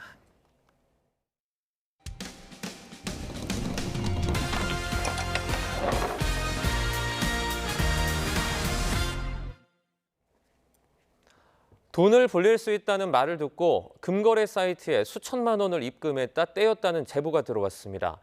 알고 보니 SNS 주식 리딩방에서 벌어진 사기극이었습니다. 윤태인 기자의 보도입니다. 경제방송에 나온 투자 전문가가 운영한다는 주식 공부 채팅방에서 활동해온 박태동 씨. 어느 날 채팅방 운영자가 금에 투자하면 주식에서 본 손해를 메꾸고도 남을 정도로 돈을 불려주겠다며 유인했습니다. 돈이 없다 그러면은 주식을 팔아서라도 불려준다 그러고 관심 있는 분들은 1대1 채팅방으로 오시면 됩니다. 그래서 링크를 요만하게 개인 창 링크를 보내줘요. 운영자가 소개한 사이트는 금은 물론 은과 외환에도 투자할 수 있는 정상적인 거래소로 보였습니다. 박 씨는 속는 셈 치고 10만 원을 보냈는데 3배가 되어 돌아왔고 투자금 일부를 지원해주는 이벤트를 한다며 홍보까지 하자 몇 차례에 걸쳐 5천만 원을 사이트에 보냈습니다. 그런데 얼마 후 투자금이 3억 5천으로 불어난 걸로 나타나 돈을 찾으려고 했지만 할 수 없었습니다. 출금을 한번 해봤는데 출금이 안 되는 거예요. 3천만 원을 보내면 출금 도와주겠습니다 이래요. 저는 3천만 원이 있었으면 보냈을지도 모르죠. 그제야 사기를 의심한 박 씨. 알고 보니 애초에 주식 채팅방도 방송에 나온 투자 전문가와는 상관없는 곳이었습니다. 최종적으로는 금융감독원에 연락해보고 나서야 진짜 사기구나라는 걸 알았어요. 금융감독원에도 연락을 하고 경찰에 갔던 거죠. 경찰에 가서 그랬더니 절대 돈은 붙이지 말아라 그러고 이거는 무조건 사기니까. 박 씨의 신고를 접수한 경찰은 거래소 관련 금융계좌를 조회하기 위해 압수수색 영장을 신청하고 IP 주소 추적에 나섰습니다. 그런데 이런 피해를 당한 건 박 씨뿐만이 아니었습니다. 인터넷에서는 소송을 위해 같은 사이트에서 피해를 본 사람들을 모집하는 글까지 등장했습니다. 도움이 되는 방송인가 보다, 정보인가 보다라고 이제 쉽게 믿게 되고, 다단계 사기도 마찬가지인데, 보상을 어느 정도 해주다가 시간이 갈수록 이제, 발을 빼지 못할 정도가 되면 그때는 이제 그 사기라는 그런 발톱을 보여도 빠져나가지 못하죠. 그런데 문제의 사이트는 여전히 운영 중인 상황이라 또 다른 피해가 우려됩니다. YTN 윤태인입니다. 음주운전 추적 유튜버를 피해서 달아나던 운전자가 갓길에 선 대형 화물차를 들이받고 숨졌습니다. 지난 20일 새벽 4시쯤 광주 신월동의 한 도로에서 30대 남성 A씨가 몰던 차량이 주차돼 있던 대형 화물차를 들이받아 차에 불이 나고 A씨는 병원으로 옮겨졌지만 숨졌습니다. 당시 A씨는 음주운전자를 추적하는 유튜버로부터 쫓기고 있었던 것으로 전해졌습니다. 지난 추석 연휴 일가족이 탄 차량을 역주행 차량이 들이받아 2명이 숨지고 5명이 다친 사고와 관련해서 역주행 차량 운전자가 술을 마시고 운전한 것으로 드러났습니다. 강원경찰청은 국립과학수사연구원에 역주행 차량 운전자 23살 A씨의 혈액 분석을 의뢰한 결과 혈중 알코올 농도가 면허 취소 수치인 0.08% 이상으로 확인됐다고 밝혔습니다. 해당 사고와 관련해 당시 A씨가 몰던 차량이 터널 내에서 빠르게 역주행을 하는 모습이 담긴 블랙박스 영상이 제보를 통해 YTN에 들어오기도 했습니다. 경찰은 역주행 차량의 운전자 A씨가 현역 해병대 부사관인 만큼 추가 조사를 마무리한 뒤에 사건을 군 수사기관에 넘길 방침입니다. 도이치모터스 주가 조작 의혹에 관한 검찰 수사가 본격화할 무렵 윤석열 대통령 부인 김건희 여사가 핵심 인물과 수십 차례 연락한 것으로 파악됐습니다. 주가 조작 혐의로 유죄를 선고받은 이종호 전 블랙펄 인베스트 대표와 연락을 한 건데 이 전 대표는 사실관계 확인 차원에서 관계자와 통화를 한 것이었다고 해명했습니다. 신지봉 기자입니다. 도이치모터스 주가 조작 의혹에 관한 검찰 수사가 본격화한 2020년 9월, 이종호 전 블랙펄 인베스트 대표가 윤석열 대통령 부인 김건희 여사와 수십 차례 연락한 것으로 파악됐습니다. 이 전 대표는 도이치모터스 주가 조작 혐의로 항소심에서 징역 2년에 집행유예 2년, 벌금 4억 원을 선고받은 핵심 인물입니다.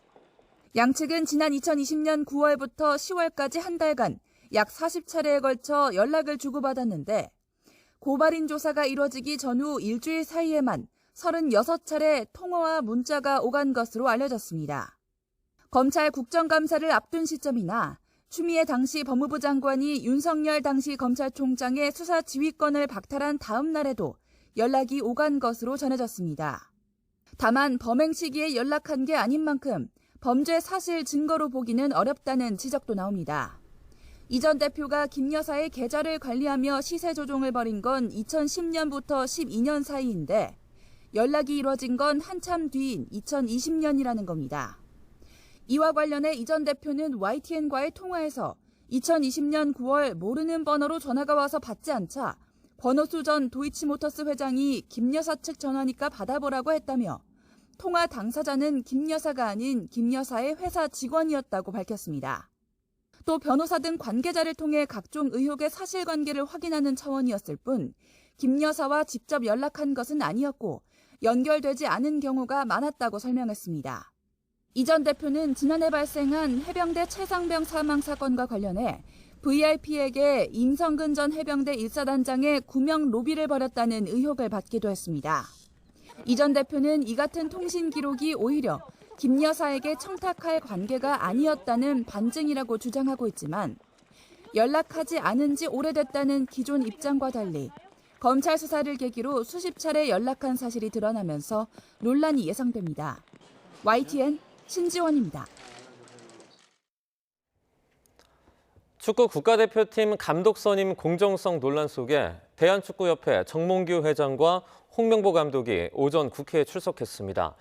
정 회장은 논란 이후에 처음으로 입장을 밝혔는데요. 절차에는 문제가 없었다고 말했습니다. 들어보시죠. 정몽규 증인은 이런 감독 선임 절차에 관한 국민적 의혹이 그냥 의혹에 불과하고 전혀 하자가 없다 이런 주장이십니까? 저는 그렇게 생각하고 있습니다. 혹시 지금 경기력 부진에 대한 평가를 받는 것이 감독 선임 절차에 대한 불신 이런 것들도 영향이 있다고 생각을 하십니까?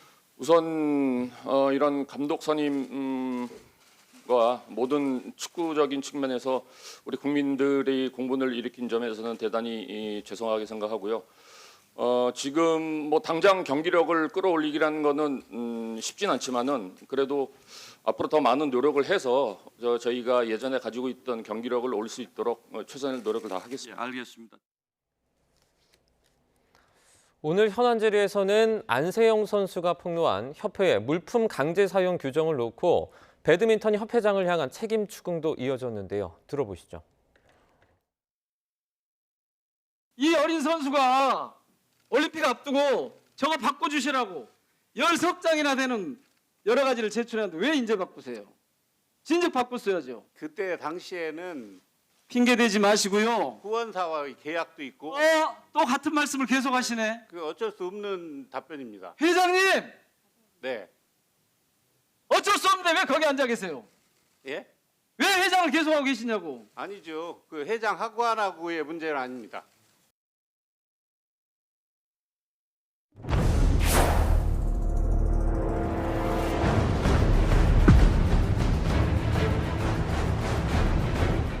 수백 개의 목표물을 폭격해 수백 명이 숨진 것으로 전해졌습니다. 이스라엘이 레바논 내 지상전도 불사하겠다고 밝힌 만큼 이란도 전면전에 합세할 수 있다는 우려가 그 어느 때보다 커지고 있습니다.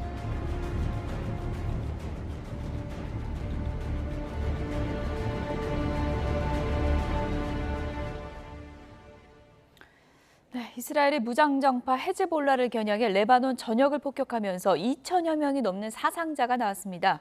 지상전 가능성까지 나오면서 국제사회 우려도 커지고 있는데요.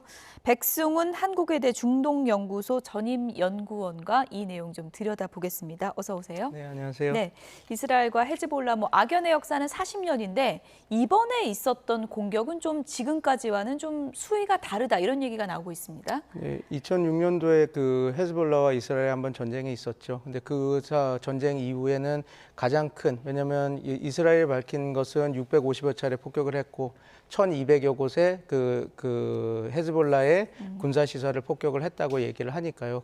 그리고 피해자가 지금 사망자만 492명, 그다음에 그러니까 부상자까지 합치면 2,000명 정도 나온 숫자라서 그 2006년 이후에서는 가장 큰 규모의 충돌이었습니다. 이스라엘이 그야말로 작심을 하고 융단 폭격을 한 건데 전면전으로 가기 위한 수준인가요? 어떻게 봐야 됩니까? 지금 그렇게 보지는 않습니다. 왜냐하면 미국의 국방대학 쪽의 전문가들이나 영국의 전문가들은 확전될 수 있는 것을 한 40%로 얘기하는데 그 40%의 의미는 이겁니다. 왜냐하면 어떤 의도를 갖고 전면전을 하는 의도를 갖고 정지 작업으로 했다 그러면 아마 50% 이상이라고 얘기를 했을 텐데 이것은 이렇게 보시면 됩니다. 왜냐하면 어찌됐건 지금 이스라엘의 군사 목표는 하마스의 괴멸입니다. 그래서 하마스의 괴멸을 하기 위해서는 어떻게 보면 헤즈볼라와 어느 정도 이렇게 헤즈볼라의 군사적 영향력을 빼내야 되는 것이 필수거든요. 그래서 어찌됐건 이번 군사 작전을 어떻게 판단하시면 되냐면 하마스의 전쟁을 끝내기 위해서라도 지금 헤즈볼라와의 이 정도의 그 규모의 뭐라 그럴까요? 서해 충돌은 어쩔 수 없다. 그리고 이 정도로 공격을 해서 헤즈볼라의 힘을 빼야 되는 것은 어쩔 수 없는 것이다라고 이미 이스라엘군은 파악한 거죠. 왜냐하면 여기서 저희가 볼 부분이 이게 있습니다. 왜냐하면 갈란트 국방부 장관이 2, 3주 전까지만 해도 그 네타냐후 총리가 얘기했던 3년 전쟁, 그러니까 후티, 헤즈볼라, 이란과 싸우겠다라고 하는 군사작전에 대해서 상당히 반감을 얘기했거든요. 이건 절대 성공적인 군사작전이 될 수 없다. 그런데 그 지금 헤즈볼라에 대한 공격은 우리가 어쩔 수 없이 해야 되는 과정이다라는 얘기를 하고 있는 것은 이것이 확전을 염두에 두고 이란과 후티 모든 그 소위 말해서 저항의 축 모든 세력과 전쟁을 할 생각을 염두에 두고 하지 않는다라는 걸 보여주는 것이죠.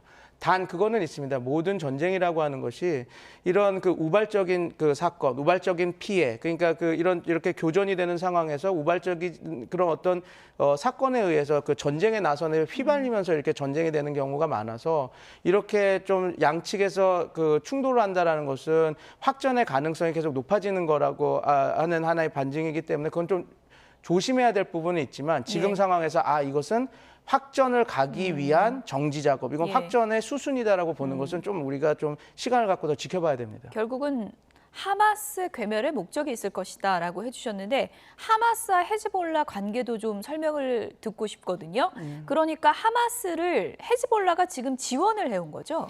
헤즈볼라가 이제 하마스를 지원을 하고 헤즈볼라가 했었죠. 하마스를 지원을 해온 네, 거죠. 네. 그리고 헤즈볼라를 치면 그러니까 헤즈볼라가 하마스를 더 이상 지원하지 못한다면 이스라엘 입장에서는 하마스를 괴멸시킬 수 있다 이런 시나리오인가요? 맞죠. 왜냐하면 작년 10월 7일 날 벌어졌던 알 악사의 홍수, 그러니까 그 하마스가 이스라엘을 공격을 감행했던 게 그때를 복귀해 보시면 이스라엘이 그렇게 이번에도 효과를 했다라고 하는 중고도 미사일 방어 체제 아이언돔이 완전히 형해화되고 완전히 그 뭐라 그럴까요? 안보 공백이 드러나면서 그 하마스가 성공적으로 군사 작전을 성공했거든요. 근데 다 그때 했던 얘기가 이것은 헤즈볼라 그리고 IRGC가 뒤에서 그런 정보를 주지 않았다면 그리고 그거에 가능한 무기 체계를 좀 도와주지 않았다면 절대 불가능했을 거다라는 이야기들이 다 나왔거든요. 그리고 실제로 그 북한제 무기도 나왔다 이렇게 얘기가 나오는데 어찌됐건 그런 것들이 다 헤즈볼라와 IRGC가 이란의 혁명 수비대가 지원하지 않으면 하마스가 가질 수 없는 무기들이거든요. 그러니까 지금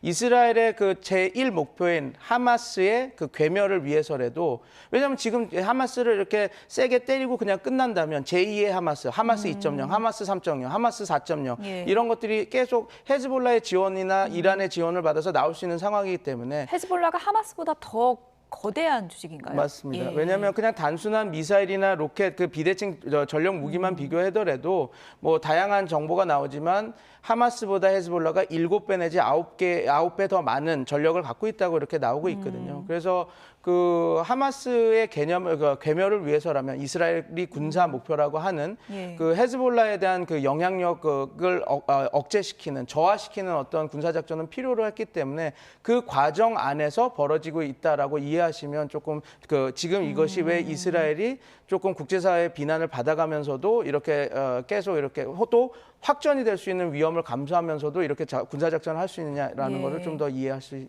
수 있을 겁니다. 미국 한 언론에서는 이스라엘이 지금 리스크를 끌어올리면서 일종의 도박을 걸었다 이런 표현도 쓰더라고요. 그러니까 헤즈볼라의 월경 공격을 멈추기 위해서 우리가 얼마나 단단한 결심을 했는지 그렇게 위력으로 보여주는 것이다 이렇게 분석을 했던데 그건 어떻게 보세요? 그게 지금 그래서 저의 분석과 걔를 같이 하는 분석입니다. 왜냐하면 그러니까 이스라엘 입장에서는 확전을 위해서 진짜 전면전을 해서 총력전을 가기 위한 그것이 아니라 이게 어떻게 보면 정말 리스크 초이스, 그러니까 되게 위험한 전략이긴 합니다. 그러니까 상대방 헤즈볼라에 대한 힘을 빼기 위해서 그게 왜냐하면 그게 성공적으로 되면 또 좋고 만약에 실패해서 헤즈볼라랑 전면전이 되더라도 이렇게 영향력을 약화시켜야지 이스라엘 그 군에 있어서는 전략적인 폭이 전술의 폭이 늘어나는 것이거든요. 헤즈볼라가 어떻게 대응하느냐가 중요한 겁니까? 지금 헤즈볼라는 대응할 수 있는 거가 많지는 않습니다. 지금 뭐 비대칭 전력으로 아니면 이제 그 자기네들 특수전 요원을 사용해서 요인 암살이나 그런 것들로 갈 수 있겠지만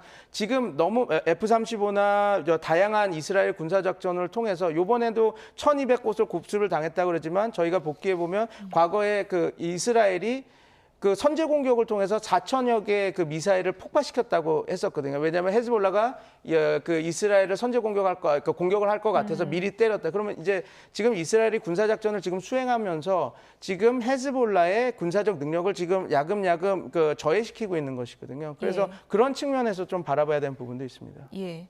어쨌든 지금 바이든 미국 대통령 이스라엘의 확전 자제를 촉구하고 있는데 이스라엘이 이제 고집을 꺾고 있진 않은 그런 상황인데 뭐 밀당이라고 표현할까요? 바이든 대통령과 지금 뭐 네타냐후 총리가 지금까지 뭐 밀당을 해오는 관계라는 이제 표현도 있었는데 지금의 상황은 뭐 어떻게 표현할 수 있는 거예요? 좀 밀당이긴 한데 네타냐후가 우위에 있는 밀당이 지금 계속 되고 있는 것이죠. 왜냐하면 바이든 대통령은 이미 이제 대통령이 이제 이번 대선 이후에는 뭐 해리스가 대통령이 되든 트럼프가 대통령이 되든 이제 자기 대통령이 아니고 이제 지금 대선 국면이기 때문에 미국이 지금 쓸 수 있는 카드가 많지가 않습니다. 지금. 그래서 지금 어떻게 보면 지금 단기적인 국면이지만 네타냐후 그리고 이스라엘 쪽에 오히려 더 운신회복하면서 자기네 협상력, 레버리지를 올릴 수 있는 그런 형국이죠. 그래서 뭐 미국은 당연히 그 이스라엘을 억제하고 싶겠지만 문제는 여기에 있습니다. 그러니까 미국이 이스라엘을 억제를 하기 위해서라면